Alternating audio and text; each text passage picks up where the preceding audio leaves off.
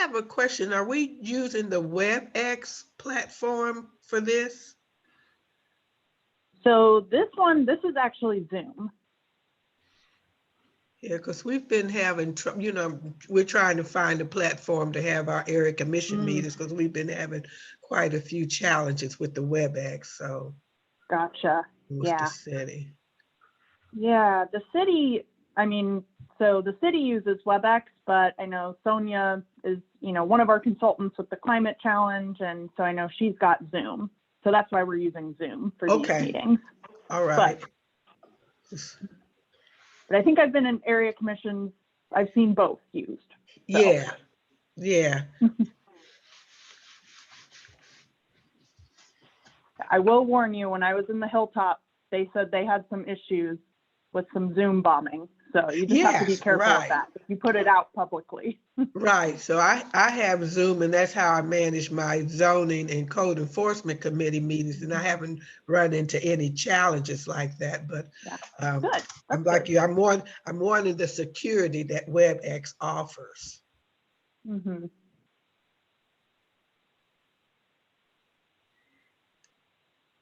Morning.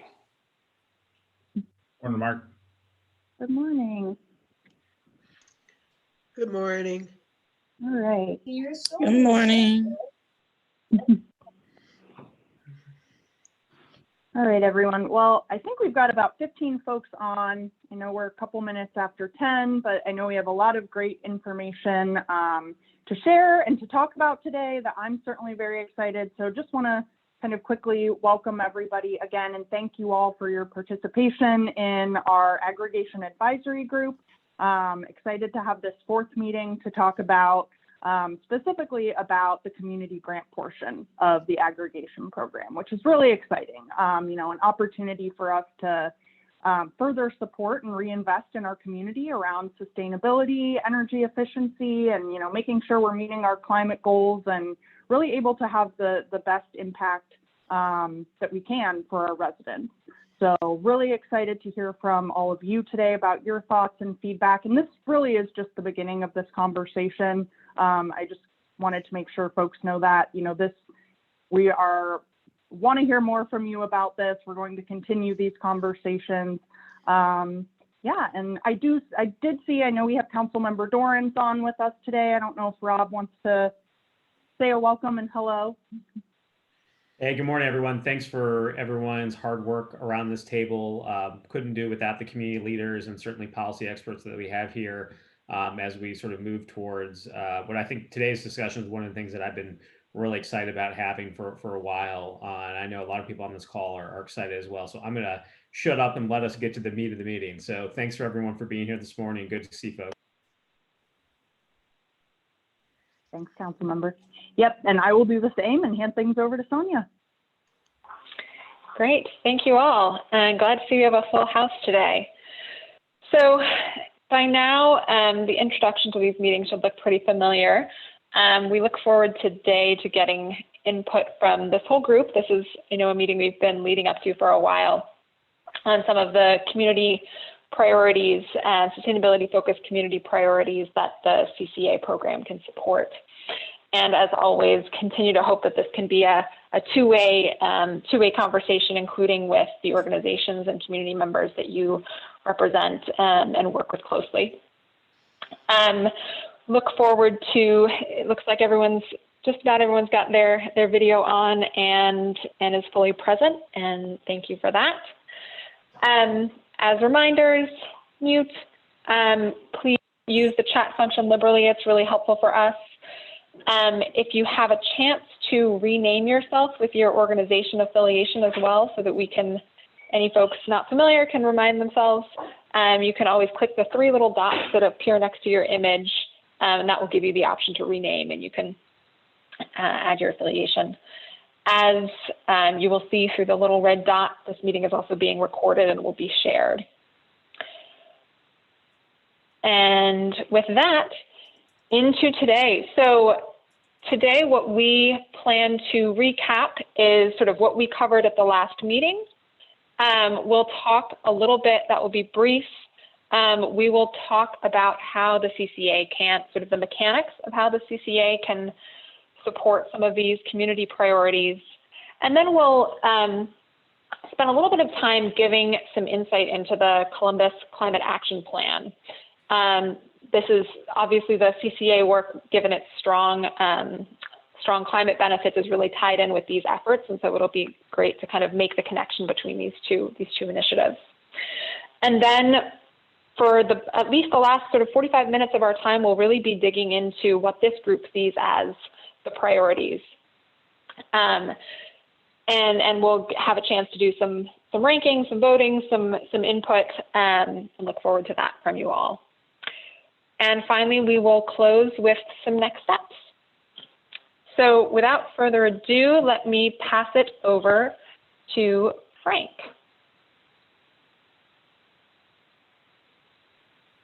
All right, everybody. Good morning. So the group had asked me to walk through a little bit about how we're going to serve the Columbus Community Choice Aggregation with 100% in-state Ohio renewable capacity. So this is a very simple breakdown of what that looks like. We have 3 installations of wind turbine wind farms that are located primarily in western and northern Ohio. We often get the question, why is that? Simple answer, topography and wind patterns. Then we have solar, and the solar footprint is a little more statewide. We have some in Southeast Ohio. We have actually some in Central Ohio. And then we have, so this is a mix, and this is actually a very dynamic list of, right now it's 10 negotiations, contracts. 2 are finalized and have been announced. Currently, we're sitting at just over 1,000 megawatts of capacity to serve 700 megawatts, which is the projected Columbus need. So our confidence is high that we're going to be able to meet or exceed what is needed here. So going on to the next slide, there's a map that you'll see the approximate locations. Now, we do get the question sometimes, why is it there approximate locations? And the simple answer is some of these agreements haven't been finalized yet. And the developers are in negotiations with their local municipalities, the residents, the state siting boards. And we don't want to do anything that upsets that apple cart, because if that project doesn't move forward, then that's one less renewable project in the state of Ohio, and we don't want that.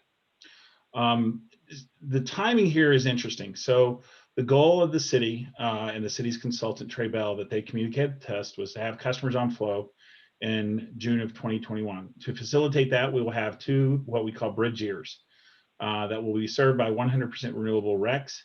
That is for 2021. 2022, we're still talking with Trey Bell and the city of what that mix looks like, but it could be a mix of the renewable assets that have come online and RECs. And then by the end of 2022, we expect to be 100% with what we call IRER, integrated renewable energy portfolio. And I think we have one more slide. Or is that it? I think that's all we've got there. Okay.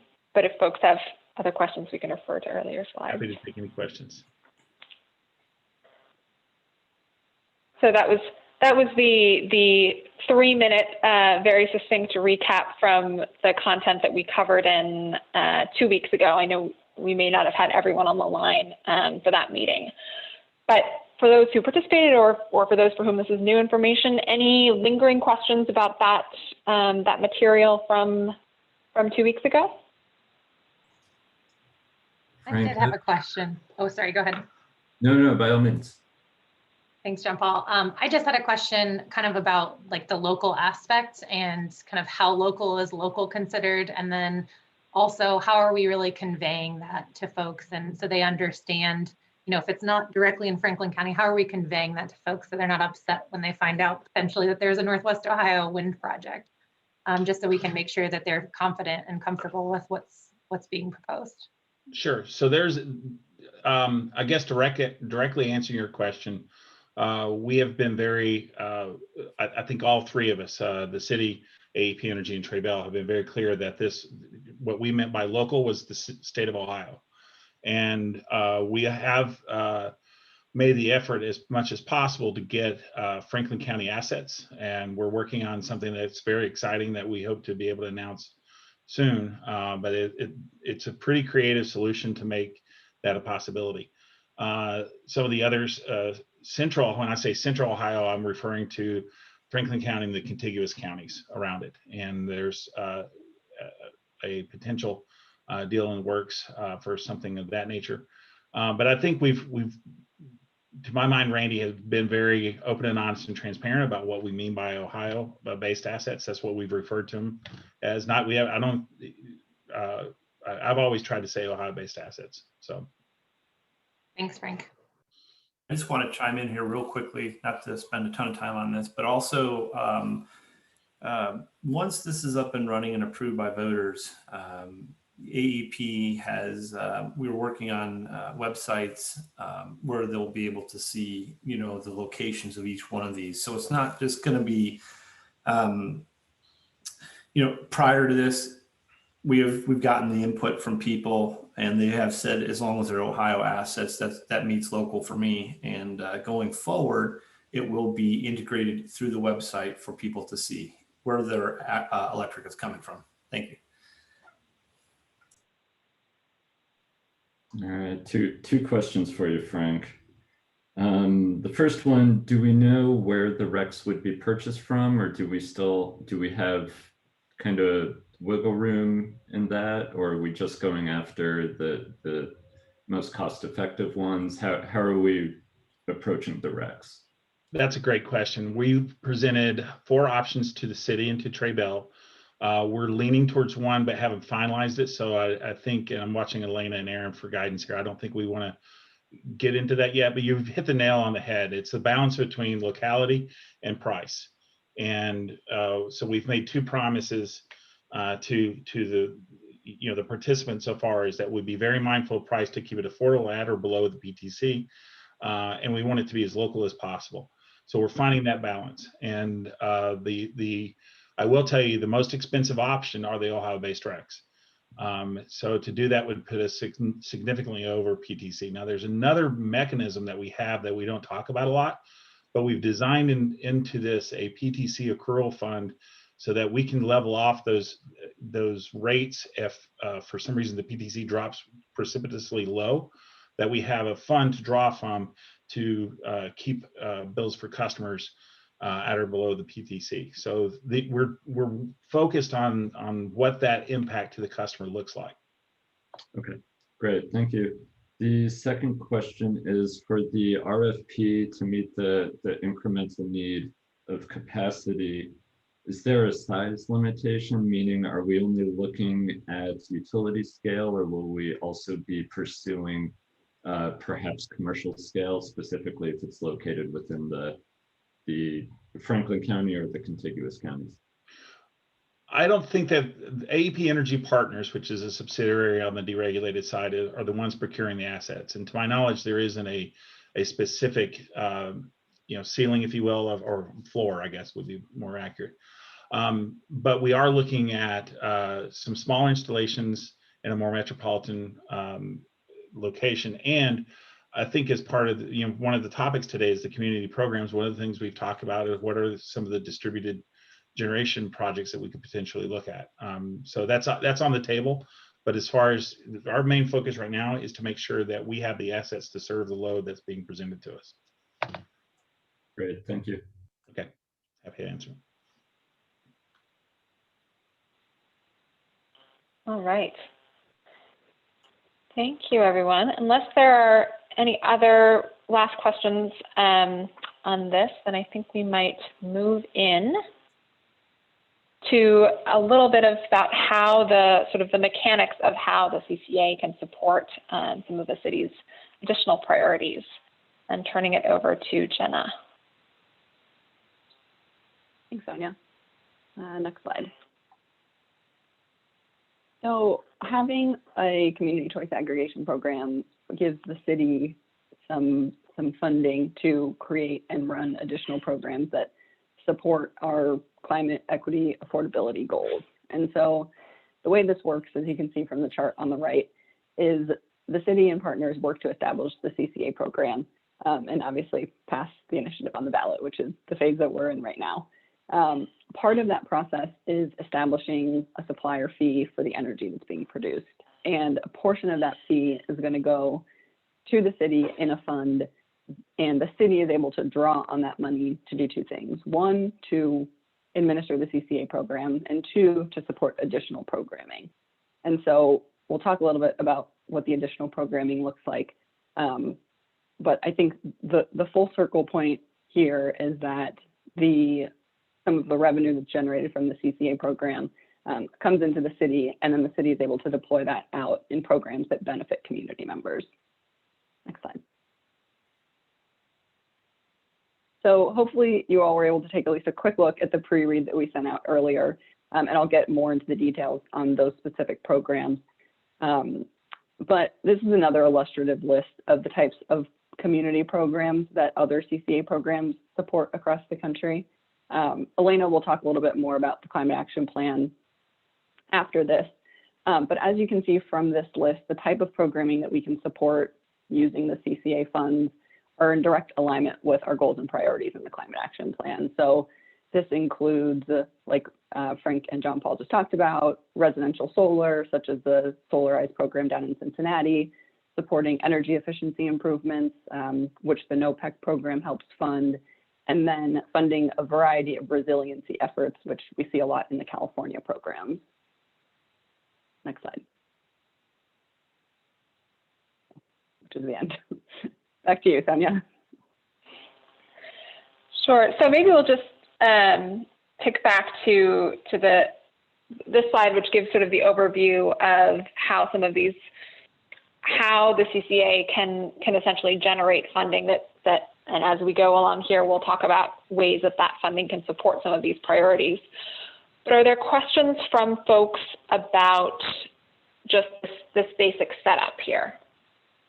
Yeah, we will get more into detail about Columbus and the Columbus specific programming in a later portion, but wanted to make sure people understand just this foundational concept before we move on.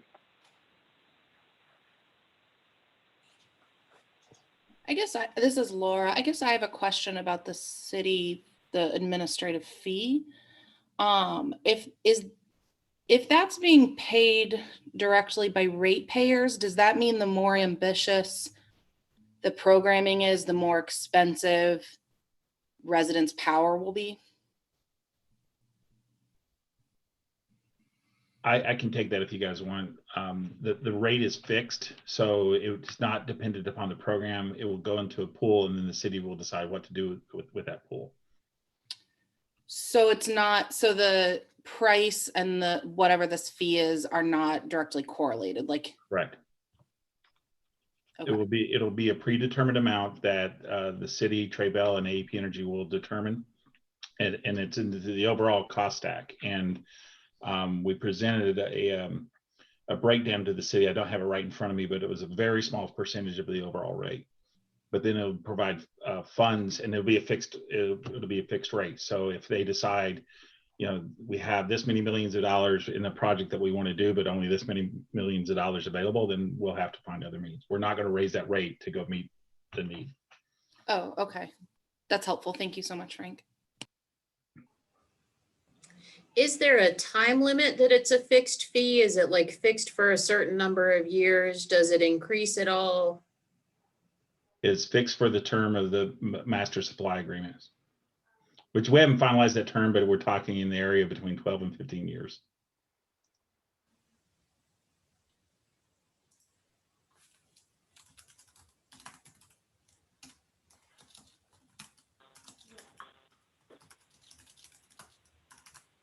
Any other questions?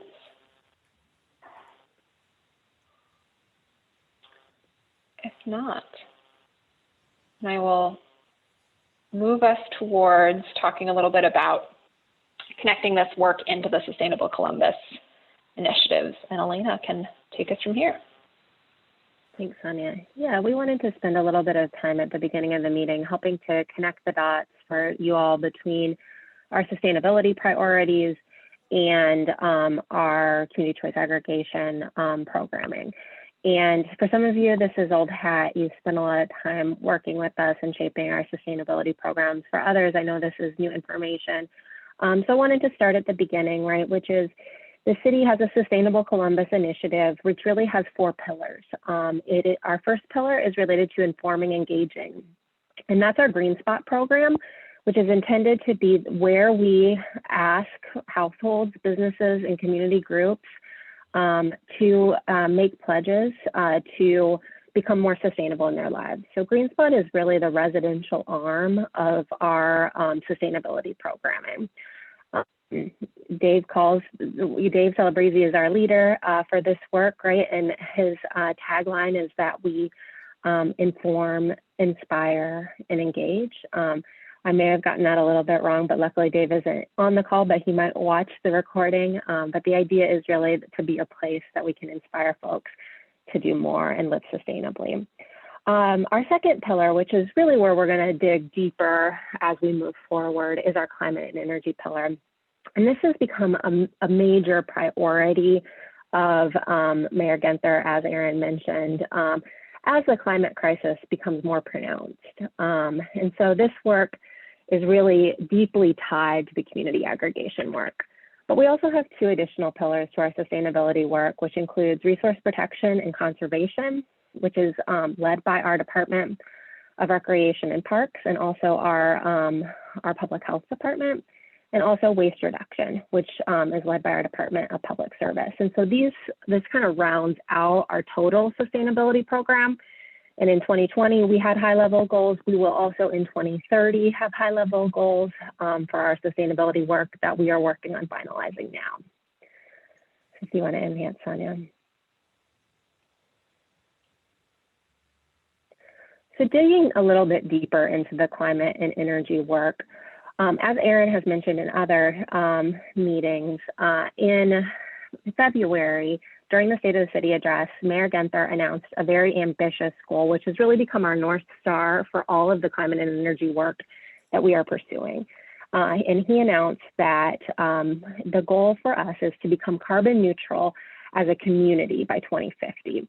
And that means not just being carbon neutral from city operations, right, which we as a city have a lot of control over, but it means being carbon neutral as a community. So that means controlling our residential emissions, our commercial emissions, and our transportation-related emissions. And this is all part of our commitment to the Global Covenant of Mayors to develop plans that are consistent with the Paris Climate Agreement so that we can control global climate change.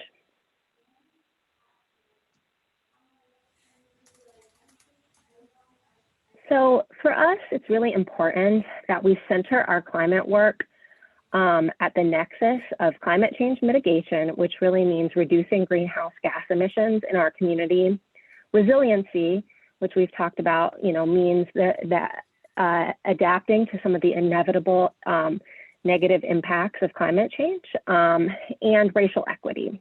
So how we are doing that and how we're addressing these multiple overlapping needs is, as we move forward with our climate action plan, we are really looking at each one of our actions and each one of our strategies and thinking about, how does this strategy advance climate justice? How does this strategy advance environmental sustainability? So the traditional environmental aspects of sustainability that we think about.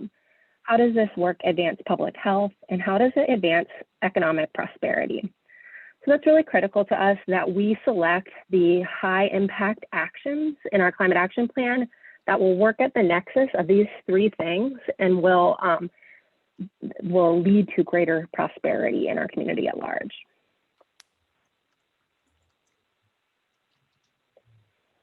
So this is a journey. Climate action plans are not created in a day.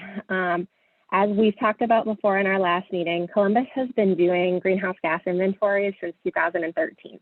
That's really important because it gives us a very solid baseline of what our emissions profile looks like and where emissions are coming from within our city.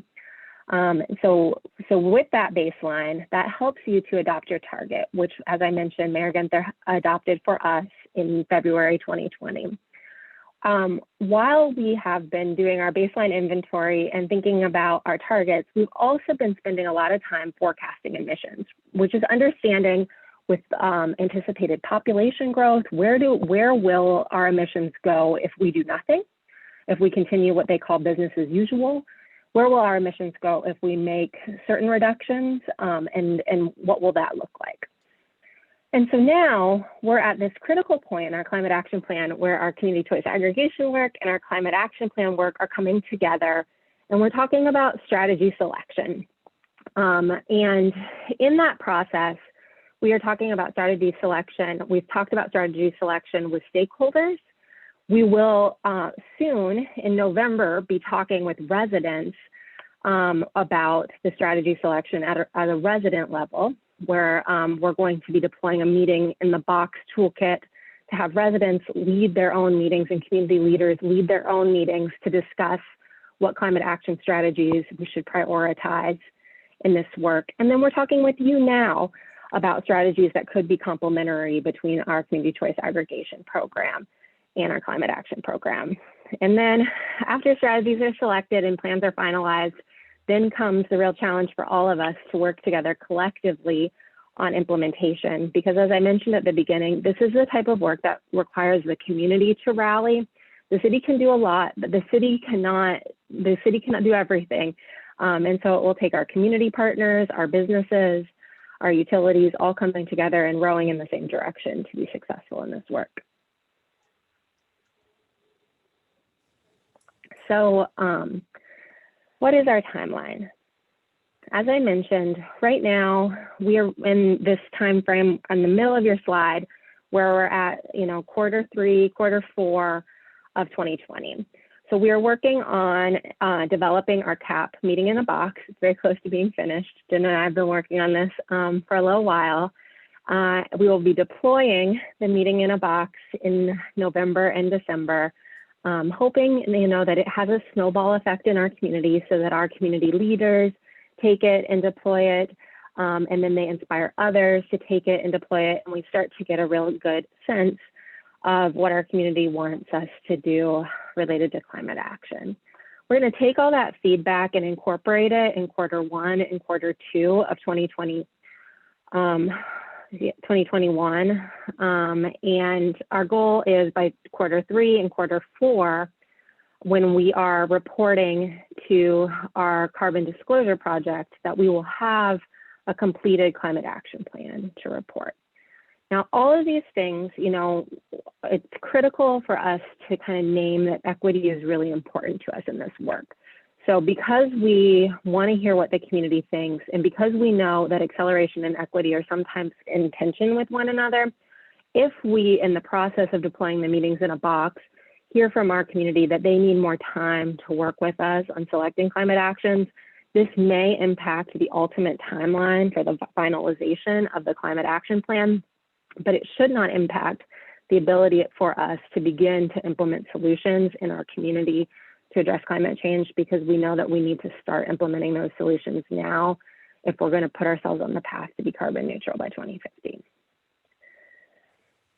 Thank you, Sonia. I think that's my last slide. All right. So that was a whirlwind through the climate action plan, though I think it may not be, some of you may already be familiar or have interacted with this process so far. What questions what's helpful, or questions or comments about this before we move into really connecting these priorities to the CCA work? Yeah, this is Mark. I mean, a question.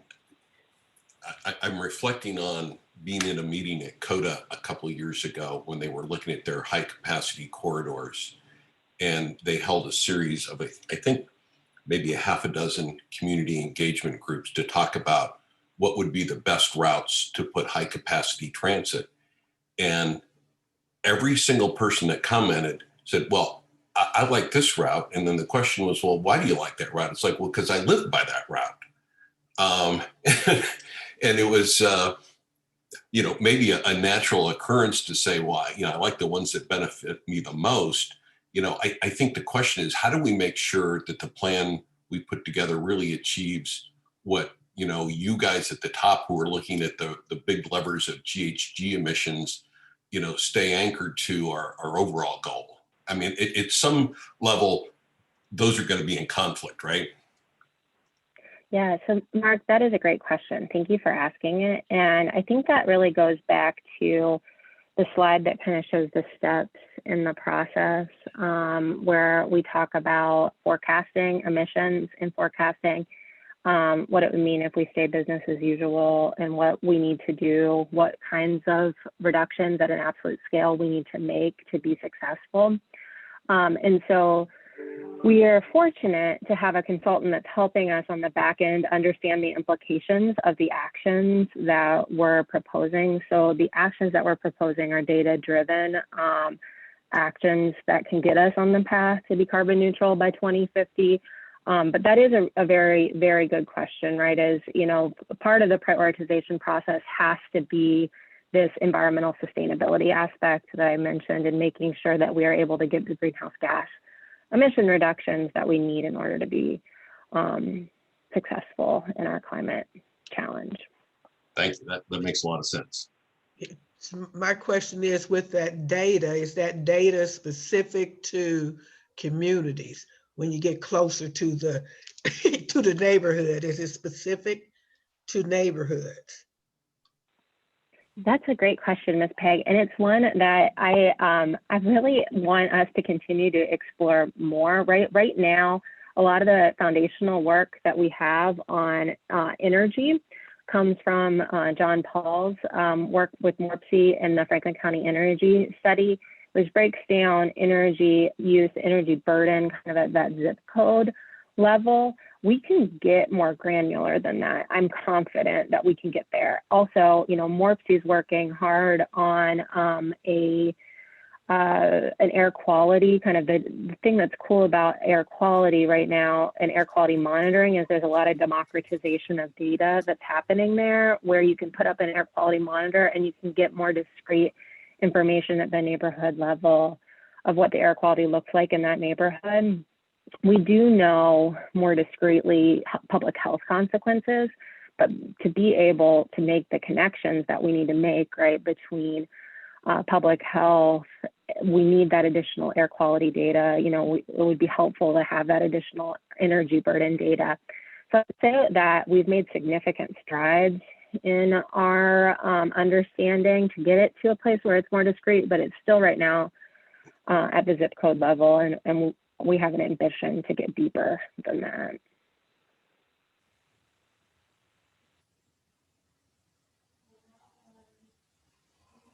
Miss Peg, you're on mute.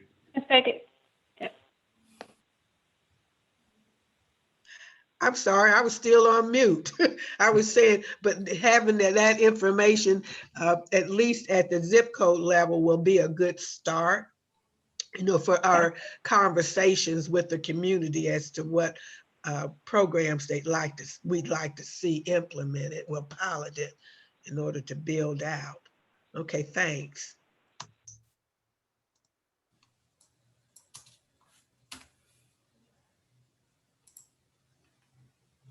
all right. Any other questions, comments about this process so far? How soon do you want us to have our community conversations? I see November. Is there any like target dates? Because I like to put things on the calendar right now. I love that about you, Ms. Peg. You're always keeping me honest. So we are planning for these conversations to happen the week after the election through the week of Thanksgiving is our goal.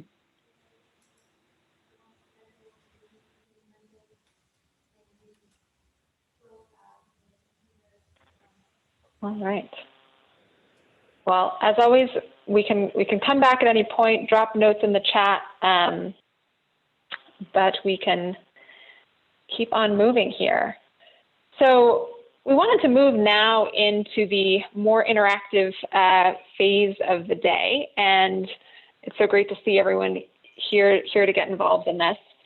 You may remember in the last few minutes of our last meeting, we talked about what was included, the sort of categories of actions that are included right now in the climate action plan. So there's climate solutions. Oh, I just got a note. Can folks see my screen? I just got a note that folks couldn't see. Okay.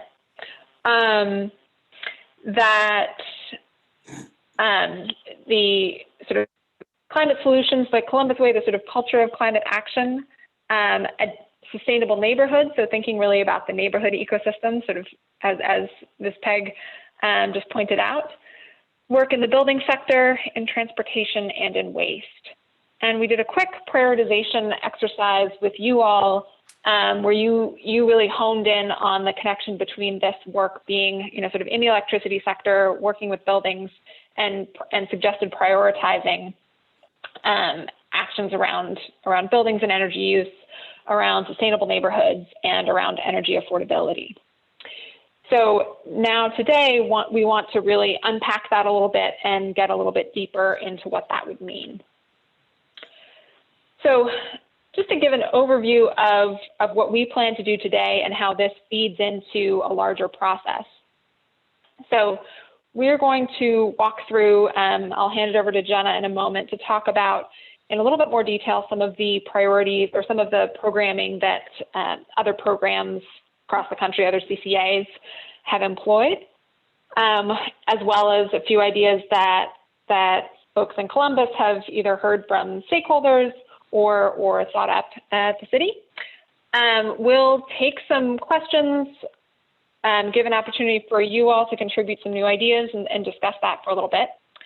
Then we'll do a little ranking exercise to help understand what you all think of these ideas, what feels like it's the most exciting for you, and really the best fit for this particular opportunity.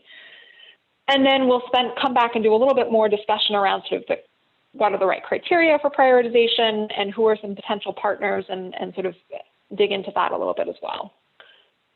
After today, the city is going to be scoping out those prioritized ideas to understand better cost and feasibility. So today will be really great input in terms of, what does this group think is highest priority, and then there will be a sort of a little bit more due diligence around that idea.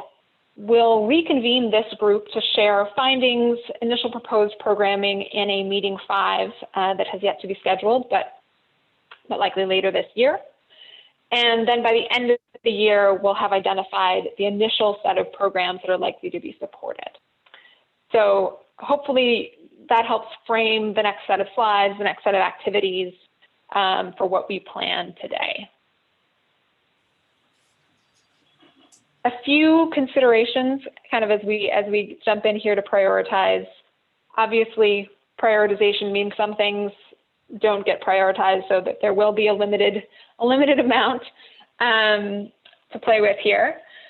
When we think about programming, this likely could begin in 2022, may extend into 2023. The mechanics of the way the program comes into place, the way funding arrives and interacts with city budgeting cycles will determine exactly how that timeline works.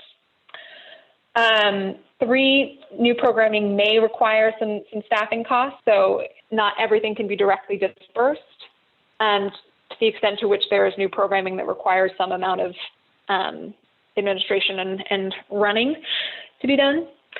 And finally, all of this is going to be built off of a basis of inclusive collaboration. So we recognize that there will be a need to educate and bring folks along with us as anything that this group selects is rolled out. And I see a question from Laura in the chat: is there a one-time fee, meaning the programming is only 1 year? No, this would be, and I think Frank or Elena can jump in, I believe this would be programming for essentially the life of the MSA. Is that right, Melina? Yeah, like Frank mentioned, Laura, this administrative fee will accrue throughout the lifetime of the program. I think that, you know, we're not saying today we're trying to establish what our programming will be for the next 12 to 15 years, though, because we recognize that it's very difficult to know where we're going to be in the next 12 to 15 years. So I think what we're looking for insights from this group is really thinking more in the near term about, you know, as this program is initially beginning, as we're sitting in Columbus today, what are the major needs that we have over the next few years, I think would be a fair way to look at it.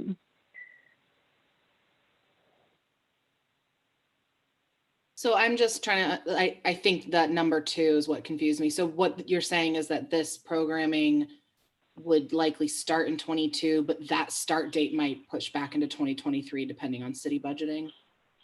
Is that? Yeah, so the way that, the way that the city does budgeting, like all massive organizations, right, is that we begin talking about it as soon as the last budget is passed. So each year our operating budget is passed in February for that year. And then in March, you start talking about, okay, what are we gonna do? What is our budget gonna look like for the next year? And you talk from March to about August about that. And then the budget gets kind of finalized and then gets passed again in February. So I think what we're trying to explain here is just that the city budgeting process, you know, programming could begin in 2022, but we just want to be realistic with the way that the city budgets, that we might really be talking about program funding in 2023. Okay, thanks.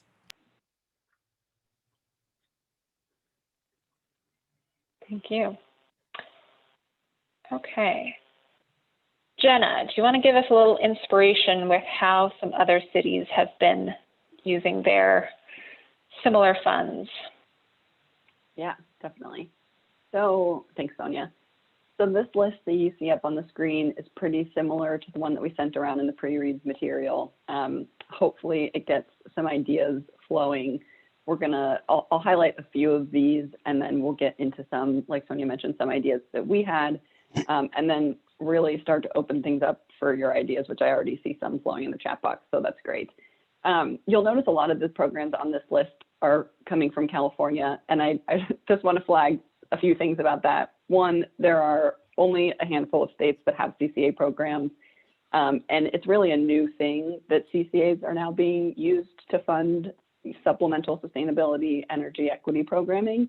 And so, as in most senses with climate work, California is a little bit ahead, and so that's good news for us because we can see take some lessons learned from them and draw some inspiration from programming that they have found successful. So a few that I'll highlight from this list in the energy efficiency, affordable, local, renewable category. You know, as internally we went through this list, we started to see some trends around supplemental programming. So implementing energy efficiency work, supporting distributed solar, supporting entrepreneurship and sustainable neighborhoods. And so I'm going to highlight some that I thought were a little bit innovative and not falling in the typical buckets that you could think of. So in that first section, Sonoma County has a program where they rent out energy efficiency toolkits, and it literally looks like a toolbox that you would, you know, get from Home Depot or Lowe's.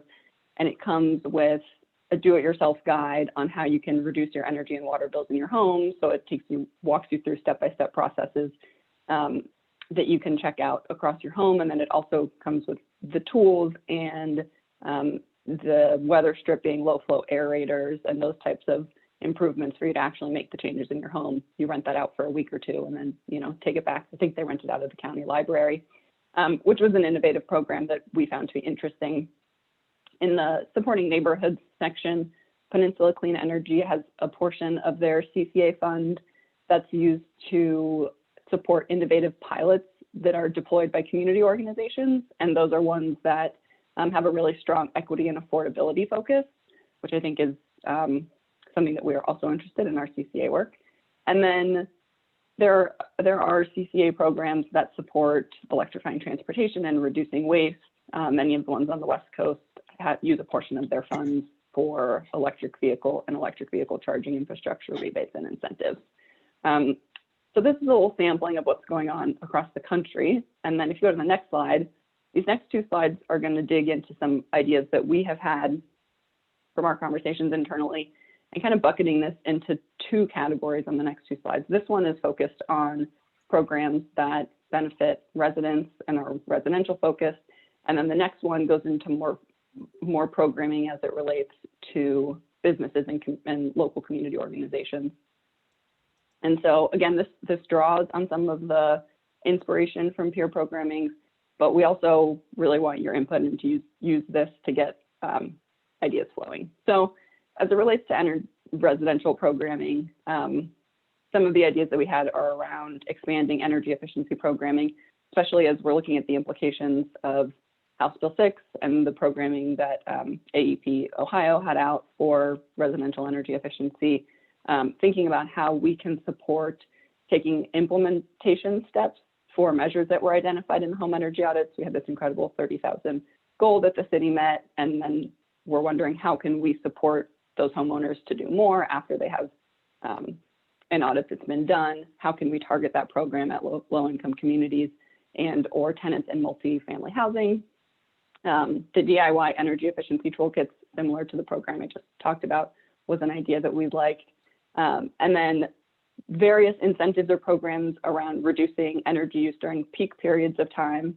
You'll notice also community-based groups. That's because a similar program can exist on the community-based side. But this around residential is, I believe Scott was telling us, maybe it's in Westerville where they have a program that a homeowner gets a notification or a tenant gets a notification if it's a peak load time, and they can take some simple actions to reduce their energy during that time, and there's an incentive for them. Those are some ideas around energy efficiency for residential. And then, one thing that has come up quite a bit is increasing distributed renewable energy. What that means in actuality is solar on individual homes. So we talked about in the beginning, these large scale, utility scale solar projects that AEP Energy is building out to support the CCA. Another important part of resiliency work in a city is having solar distributed in smaller amounts on residential and commercial properties. So how could the CCA implement some type of on-site solar group purchasing program, similar to the Solarize campaign that Cincinnati has put in place? And then another important component of this is how can we foster sustainable green spot neighborhoods? So Elena mentioned earlier, we have a really thriving and robust green spot program. How can we build that out even further at the neighborhood level? I think we have at least one resilience hub that's in the works in Linden. How can we build that out for other communities? And then how can we put energy advocates or energy advisors in those resilience hubs to support community members who want to learn more and take action to reduce their energy use? And then providing grants to neighborhoods, similar to how the Community Energy Savers program worked. The community agrees upon a goal, they meet a goal, and then they earn a grant to implement a project in their community. Next slide. So you'll see some overlap here, but the idea here is to talk about who benefits from the program. So that first slide we covered really residential focus and neighborhood focus. This we're talking more about small businesses, local organizations, and workforce development. And so there's a decent amount of overlap here. Implementation support for measures identified during energy audits certainly still applies to businesses and community organizations. We've had some ideas about how we could support energy efficiency in affordable housing for those building owners and the tenants. One idea that we had was an on-call energy advisor for businesses or organizations, sort of like a hotline that could exist at the city or could potentially exist at a resilience hub, where somebody has a question about taking energy action or sustainability actions, and they just have like a direct line, somebody that they could call. That's a trusted resource for them. And then similar, offering incentives to reduce energy use during peak periods of time. A distributed renewable energy focus on small businesses and organizations probably look a little bit different than a Solarize campaign. But again, that model of group purchasing to lower costs.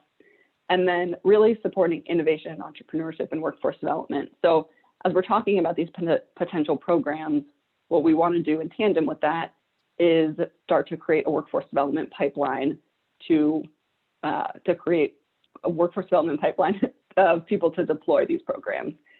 So we know that through other work, as building owners or residents are understanding their energy use and wanting to reduce it, that's going to drive these well-paying local jobs. And so how can we set up a structure to bring underserved communities into that workforce development pipeline?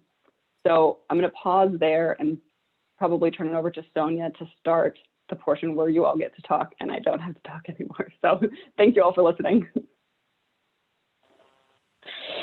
Thanks, Jenna. So wanted to take about the next 10 or so minutes to give folks a chance to react, ask questions, come up with some new ideas. And then we'll go into a little bit more sort of rigorous prioritization conversation.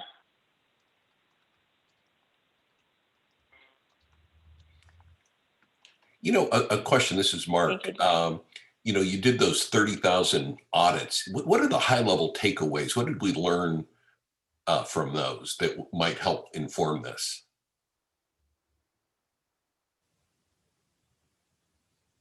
That's a great question, Mark. I think, you know, and Jenna, I'm going to rely on you a little bit to help me, maybe a little bit of Sam too. So if you're listening to what I miss.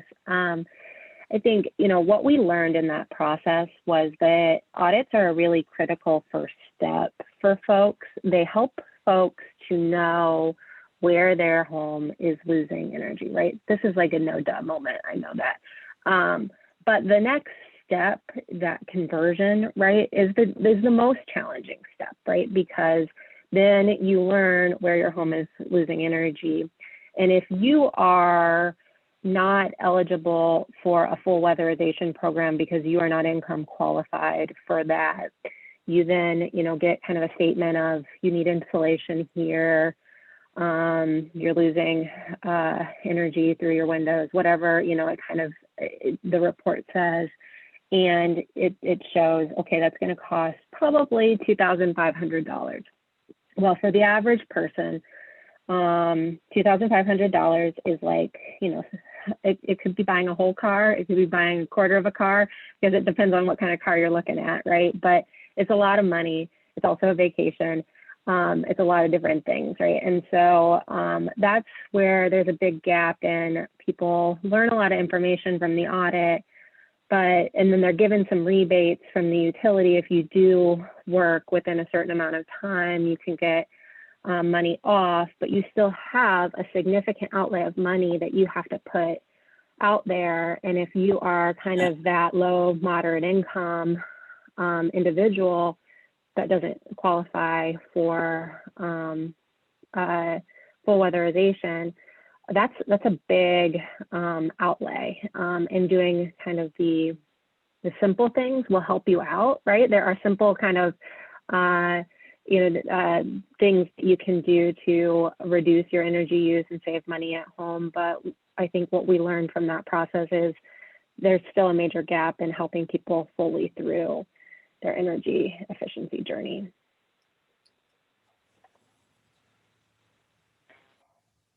Thanks, Lena. Just to jump in, I see some great ideas coming in the comments. If any folks want to give voice to that, definitely invite you to do so. I'm also going to pop a link into the chat that goes to a Google form, which you can use now or later. I think it's actually great to have the ideas in the chat where we can all see them right now. But if there's some idea that comes to you later, or just want to think about it a little bit more, this is a chance for you to just submit ideas either today or after the fact. And we'll share this out afterwards as well. One idea I just wanted to raise, because it sounds like you guys are thinking about this kind of specifically about, you know, job development and being a community, you know, presence. And there's a really interesting collaboration it was through, I think, their legislation, and I don't remember who all was involved, but there's a group called Blacks in Green on the south side of Chicago, and they have what they call the green living room, and I can pop it in the chat, but it's about the community, and it's about making sure they understand efficiency. So they have someone like an efficiency person that can talk through these things, but it also incorporates workforce development pieces. And I just think it's a really, really interesting model that you guys could take a look at to get some more ideas. So. Yeah, I love that, Randy. Thank you for that. And, you know, that is kind of a part of the inspiration behind the resilience hubs, right? The resilience hubs, we hope that they're in neighborhoods, in places where people, you know, that have limited mobility options are able to go to get resources, not just about how to prepare for the next natural disaster, but, you know, we've got these great ambitions that could you station an energy advocate in those places where you could, you know, start to learn about energy efficiency from folks that are actually, you know, in your community. I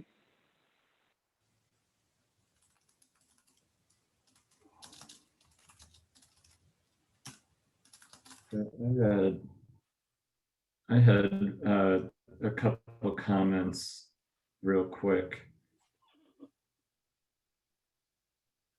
If we want the greatest and most tailpipe emissions in the transportation sector, if we want the greatest and most direct increase in housing resiliency and stabilization, as well as business stabilization, we address energy efficiency. But, well, first of all, both of these have a major equity component, so long as we put that equity focus in there.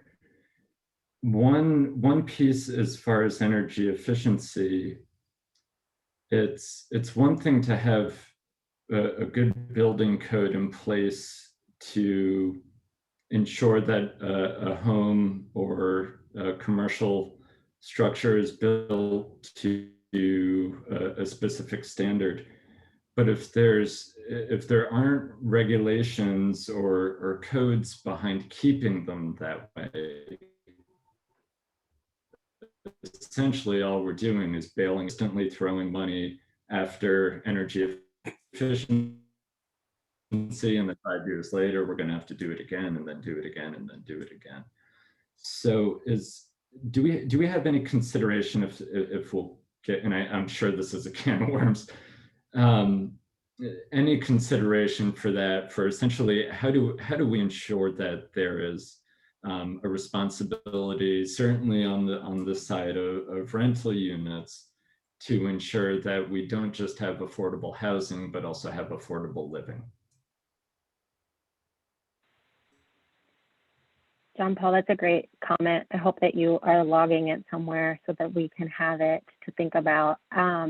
I would kind of note, you know, that one of the, as we were applying for the American Cities Climate Challenge, one of the actions there that they suggest is right along the lines of what you're talking about, is this idea that having your your building enforcement people, like you are saying, not only review on the front end of the building code to make sure that the building is compliant when it's new construction, but, you know, maintaining some level of inspection throughout the life of the building for the reasons that you're mentioning. That definitely comes with a lot of program costs, but it's an important one for us to think about. Thanks, Elena. And I was just sitting here kind of mulling and pondering over an idea, and John Paul gave kind of rise to it, of affordable living. Is there something that we can do? And I don't want to necessarily incentivize, but to say, so that people remain focused on reducing energy in their homes.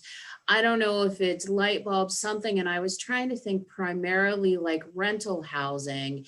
There isn't a lot of incentive for me, if I'm just renting low quality housing, to do energy efficiency measures. What type of incentive do I get to be interested in energy efficiency? That I know reduction in my bills is one, but how do I get invested in that? And I don't have any great ideas other than just the question and the thought that it's one of the things that I would like to see done with or be a priority.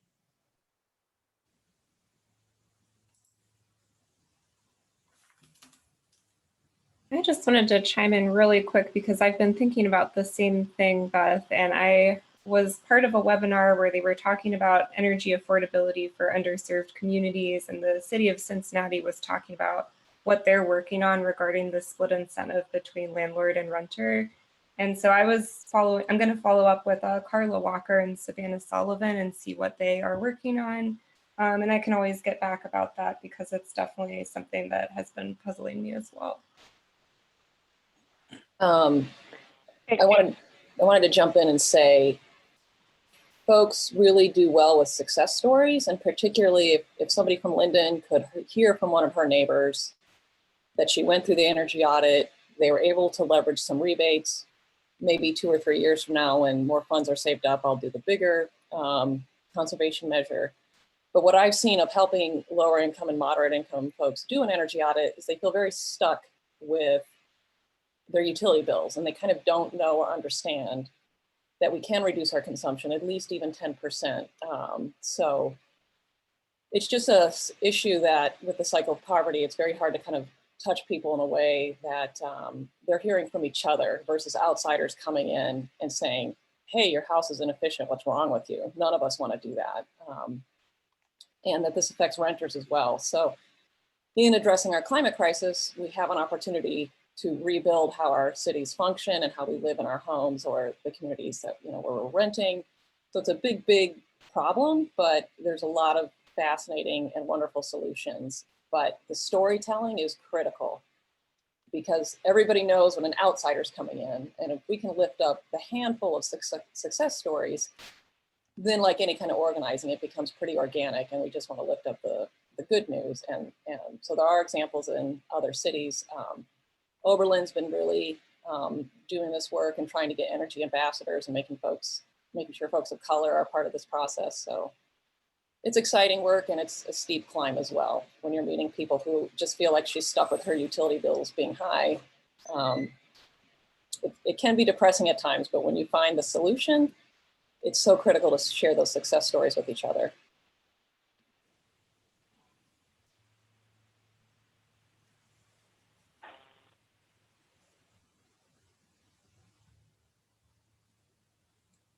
It's a great discussion. I might take advantage of the pause in rapid thoughts here to just get a sense of where I'm hearing a lot around sort of this split incentive affordability conversation. And actually some of the Cincinnati work is work we've also been involved with through the climate challenge. I want to give everyone a chance to just give a little bit of input on how you would kind of rank some of these ideas that we've shared. So I'm going to pop up on the screen a slide. Let's see, a Mentee voting slide. And so this is going to be a chance for you all to go either through your browser, or you can also do this through your phone, to go to mentee.com and use this code 74, we'll pop this in the chat as well, to rank the ideas that you see on the screen. And we will kind of see this populate real time. Oh, sorry, just a second. It's saying that voting is closed. Do not want that to be the case.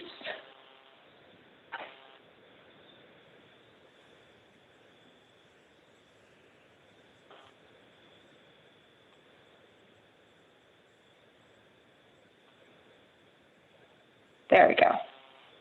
Okay, you should be able to now actually submit. And you can rank however many of these you want. I realize that maybe some of the ideas that you're getting at kind of maybe go at the intersection of some of these options. We'll also have another couple that delve more deeply into some of the ideas that were presented so far.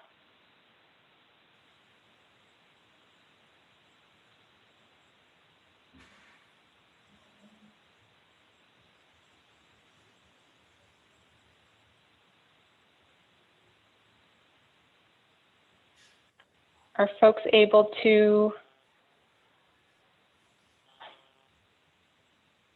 Get in. Yeah, there we go. Beautiful.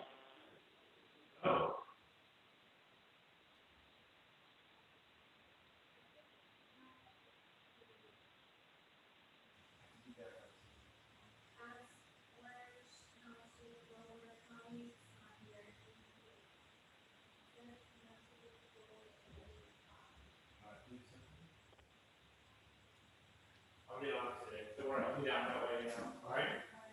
Let me just, I gotta get back on this meeting before I get in trouble.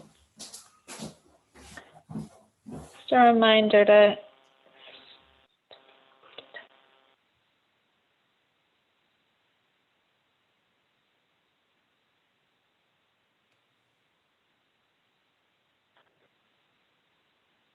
okay.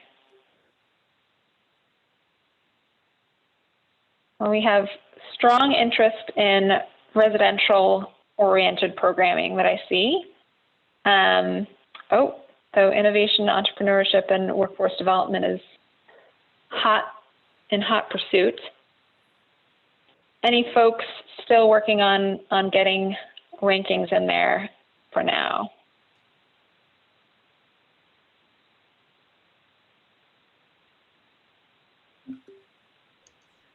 Yes, I am. Miss Peg is still trying to figure it out. All righty. That's the Are challenge. you able to get with to the us seniors. website? Oh, okay. So I have. Yeah, if you go to this mentee.com and then enter this code, you'll be able to submit a ranking. And we might actually just move on here to the next ranking exercise here, which is one click down. So we're getting a strong signal, or a fairly strong signal, around both residential energy efficiency and this workforce development category. As soon as I say something, it changes here again.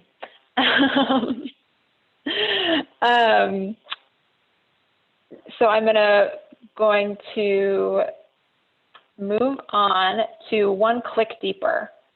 So here are the sort of subcategories that we showed on that first slide focused on residential sector. So particularly thinking about residences, and we talked about implementation support for measures identified during home energy audits, and this could be targeted at low-income communities or in multifamily housing. So this might be kind of where some of that split incentive programming would live, at least on this slide. The DIY energy efficiency toolkits, incentives to reduce energy use during peak periods,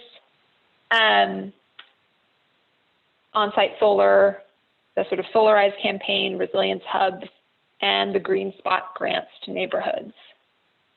So you should be seeing this option now on your screen if you're still in Mentee, to start plugging some of those in.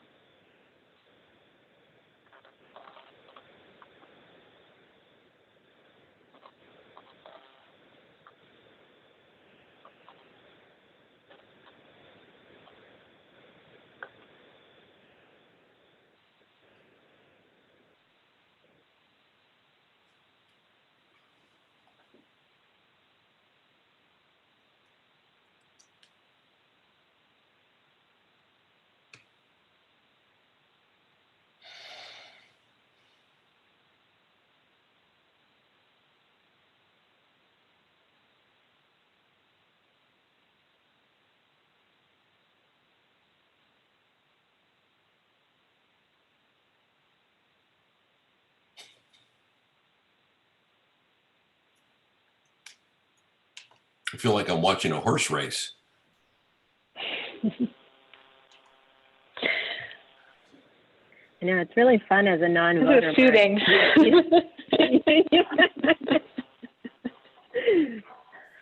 Without skewing the voting, I just wanted to say I really like this incentives to reduce during peak energy use, because people do want to be helpful. And when you see the information, people tend to respond. Of course, I drive a Prius, and when you see your live consumption, it really changes your behavior. So I really like this. I didn't know Westerville was doing that. And if consumers, I know AEP Energy Bridge, that people could walk around their house and sort of see, oh, when I turn on the dryer, I can see my electric use go up. So as much as people can get live feedback, they tend to respond in pretty smart ways.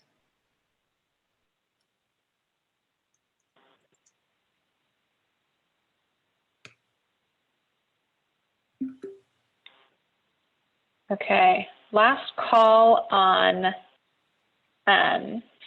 this piece here. And we'll move in to the last, which is prioritizing amongst the ideas for sort of community and business, business-oriented ideas.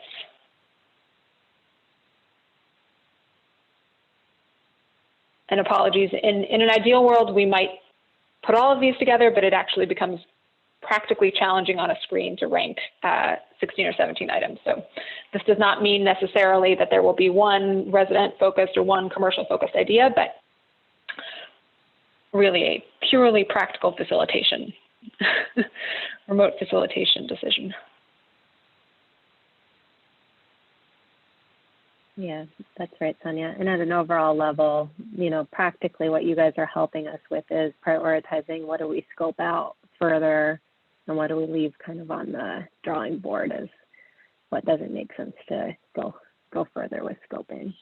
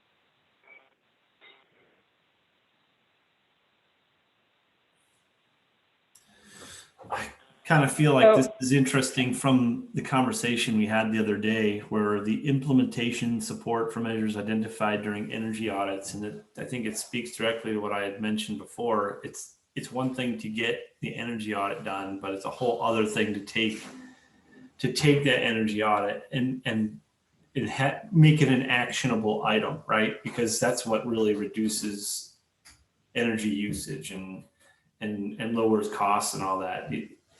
You know, the document itself sitting there doesn't do it. It's actual that support and getting it done and across the finish line. So I think it's neat to see it so high up on there.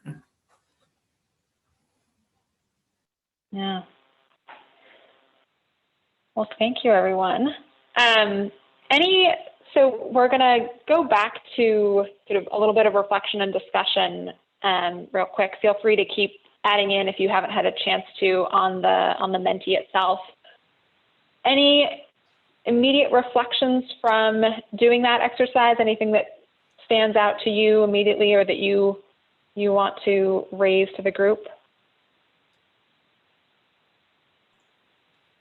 I'd like to bring up one point, and sorry to kind of go against what you said, Deb, because I'm sure this might surprise some people, but as far as reducing energy use during peak periods, I fully understand the benefit of it, but from a residential perspective, without a time of use rate, the financial benefit isn't necessarily as direct. Certainly it comes around the back end for sure.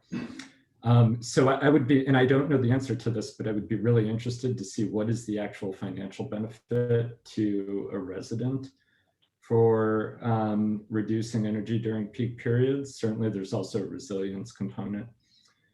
And then also on the commercial side for that, is there really a need for an incentive or for a commercial entity that does have a time of use rate or peak demand charges? Is a reduction a significant enough benefit that an incentive isn't needed? I have no idea what the answers are to these questions, but I think that we should consider them before we prioritize them. That's a great point. I'm also curious, just to piggyback on that, I'm also curious what we mean by incentives to reduce your consumption at peak periods, because that could, even if there isn't a time of use, which would help the consumer the most, obviously, and is a necessary thing that we should be making sure happens.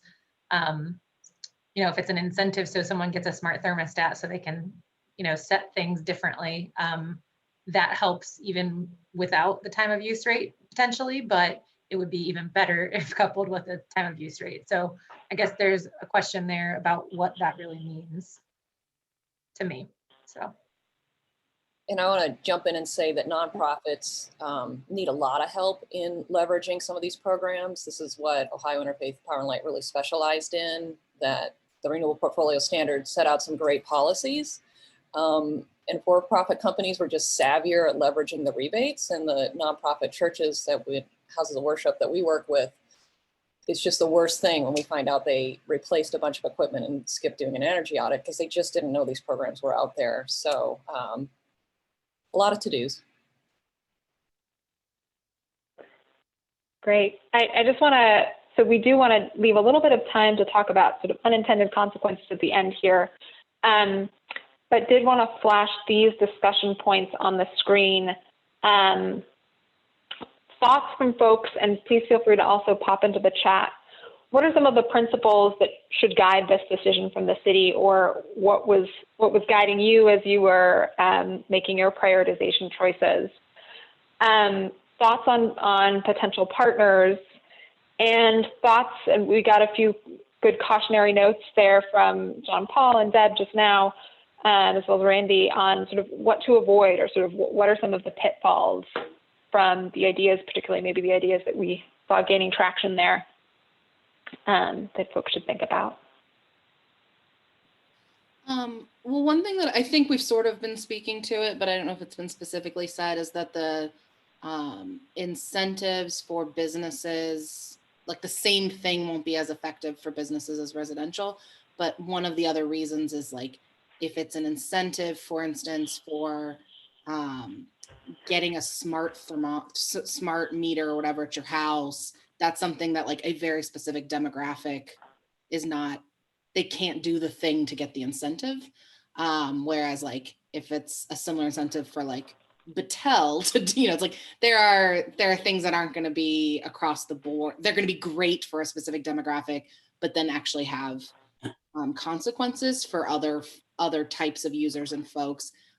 So I just want to add a voice to just caution that we don't, just because it's really great for a business, a larger business with more resources, it might not be great for an everyday residential person, but also vice versa. Like, the things that are great for a resident might not have as much of an impact as something else for a nonprofit or a business. So I just sort of want to, unfortunately, there's so much nuance in it that I just want to make sure we're continuing to keep that, which it already sounds like we are, in mind. But that was the big thought when I was going through prioritizing things, was like, well, I really prioritized this on an earlier one, but here it's at the bottom of this one because it has such a different end user. Yeah, this is Mark. I mean, being mindful of your three intersection circles you put up early, you know, I guess I come down to, you've got three big categories, I think. So there's commercial, industrial, residential, and transportation. And it's like, so what things give you the most impact on your overall goal of reducing GHG? And I don't know what that is. But you'd say, well, we could put a lot of effort here and it would make, a 2% difference. And maybe you put some effort here or the money in some other place that moves the needle by 10 or 15%. I don't know. I just think, being anchored back to what you're trying to accomplish, my view is from what you've set up is you're trying to get at, improving, greenhouse gas emissions in the region or the city.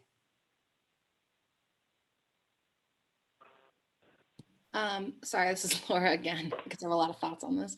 I think a really good understanding of our landscape is going to be really helpful in this. Like, where are there already organizations that are in spaces that we're talking about? Just because when we're trying to be efficient and effective with a budget, we only have so many dollars. There are places where we can spend more dollars on something that isn't being done and spend fewer dollars or more energy in collaborating with folks that are already on the ground doing some of this stuff. And there are places where the city can help scale up what's being done pretty cost effectively. And so I think having a really good understanding in Central Ohio or even Ohio in general, like where are people we could bring in to help or collaborate on stuff, which would allow us to do more, which I think is everyone's goal.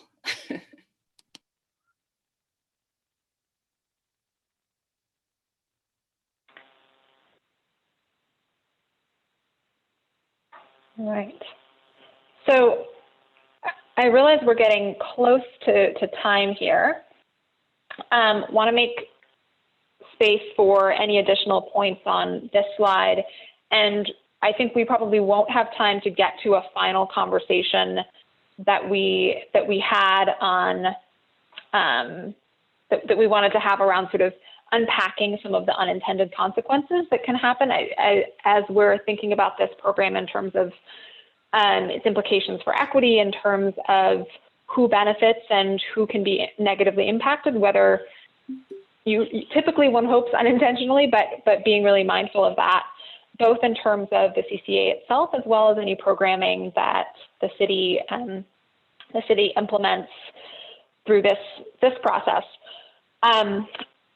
I don't believe that we'll have a chance to get to that, but I think what we'll do is essentially add to the survey that I shared out earlier, a chance for folks to share any thoughts that way. And of course, Elena and Jenna and Aaron, I think are still available for additional conversations.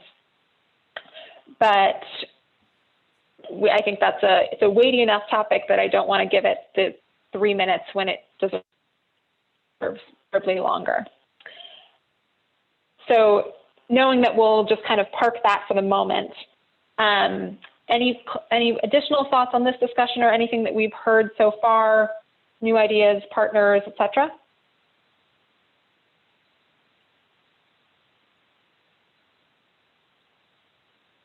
Some of this kind of started to come up in the chat, ideas of who we could partner with, but I think that that's important, right? It goes to Laura's question about landscape analysis. Please don't assume that the city knows all the potential partners that might exist to move these programs forward, right? We want to hear from you who would be most effective.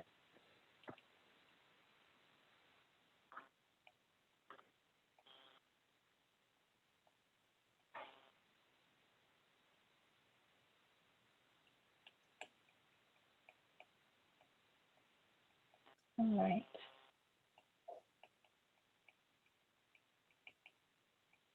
Well, if there's nothing further from folks, I might actually just turn it over to Elena on our next steps here.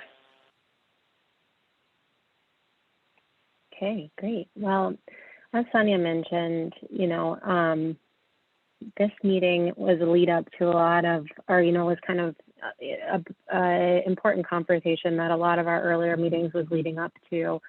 But as Erin mentioned at the very beginning, this is not the end of the conversation related to community priorities, sustainability goals, and programming to fund community priorities and sustainability goals. Our goal is to take what we have heard from you today, really digest that information, weigh it against, as we talked about at the beginning, kind of our priorities, our priorities related to mitigation, resilience, racial equity, spend some time really sitting with that, and then start to scope out these projects so that we can understand what are the financial implications of some of the projects that you've helped us to prioritize today. After we get a little bit better sense about what the financial implications are, as well as, the emissions reductions, equity, and resilience implications of these actions are, we would like to come back to you, and we'd like to have an even richer discussion about these potential priorities and actions, and knowing more now, how do we want to move forward with programming and sustainability programming in our community. So that's really what we're looking for in meeting 5. We plan to have that meeting after the election, and also after we've had a little bit more time to do kind of the background work that we need to do. So it's still a TBD, but as Sonia mentioned, we fully envision that before the end of the year, we'll be getting back together to talk with you all about this work. And that really kind of goes back to, we've left a lot on the table for you all to help us with. Sonia has put the Google form out there in the chat. Erin has encouraged you all in the chat to share it with your networks so that we're able to kind of get a full picture of things. And so that would be kind of the ask to you all, is we haven't given you a lot of homework throughout this process, but you got a little homework today. And if you can kind of take that homework and really help us to get a really rich picture of what you all are thinking and what your communities and the organizations that you represent are thinking, that's going to ultimately help us to have a better conversation at the next meeting.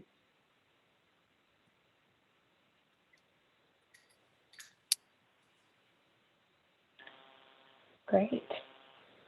With that, thank you everyone for your active participation over the last 4 meetings.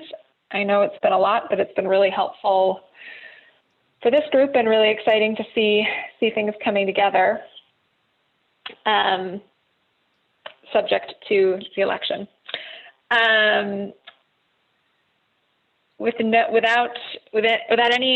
Unless there are any final closing comments, Councilmember Dorans, Erin, anything you want to say or add in?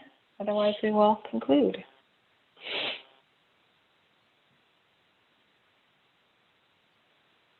Thanks, everybody. Enjoy the beautiful day. We're not going to get many more of these. Okay, thank you. Goodbye, everyone. Bye. Thanks.